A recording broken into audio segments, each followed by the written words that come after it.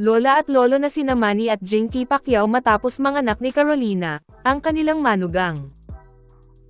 Ilang araw din silang naghintay at nagabang sa pagdating ng kanilang kauna-unahang apo, kaya't hindi maikakaila ang pananabik ng buong pamilya. Ibinahagi ni Jinky sa social media ang ilang kuha nila sa ospital, kasama ang buong angkan. Bagamat hindi pa nila ipinapakita sa publiko ang mukha ng sanggol, kinumpirma nilang isang baby girl ang unang apo ng pamilya Pacquiao. Sa mga litrato, kapansin-pansin ang kaba at excitement sa mukha ni Jinky habang naghihintay sa panganganak ni Carolina. Makalipas ang halos isang oras, masaya niyang ibinalita ang pagdating ng kanilang munting prinsesa. Habang hinihintay ni Manny at Jinky ang panganganak ng kanilang manugang, naging abala naman ang pamilya Pacquiao sa pamimili ng mga baby essentials tulad ng mga damit pangsanggol, stroller, at car seat.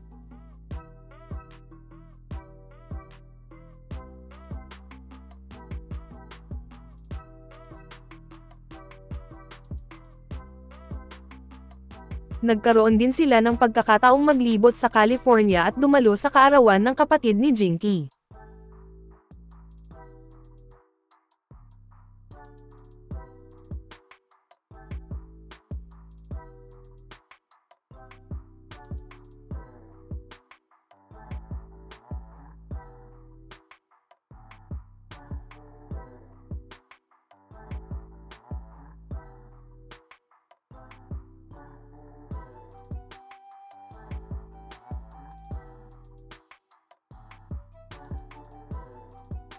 Samantala, busy rin si Jemel sa pag-eensayo dahil may nalalapit siyang laban ngayong katapusan ng buwan. Kasama niya sa training ang kanyang ama, ang pambansang kamao, na nagbibigay sa kanya ng ilang teknik. Ayon kay Jinky, hindi niya alam kung matutuwa ba siya o maiiyak habang pinapanood ang kanyang anak na nag-eensayo. Iba raw talaga ang pakiramdam kapag anak na ang nasasaktan.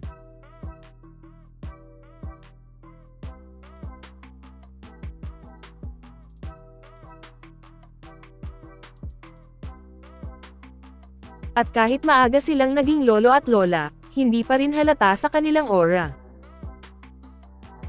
Jap-orms at fresh pa rin ang dating ng celebrity couple, lalo na si Jinky, na tila wala pa rin kupas ang glamour kahit may apo na.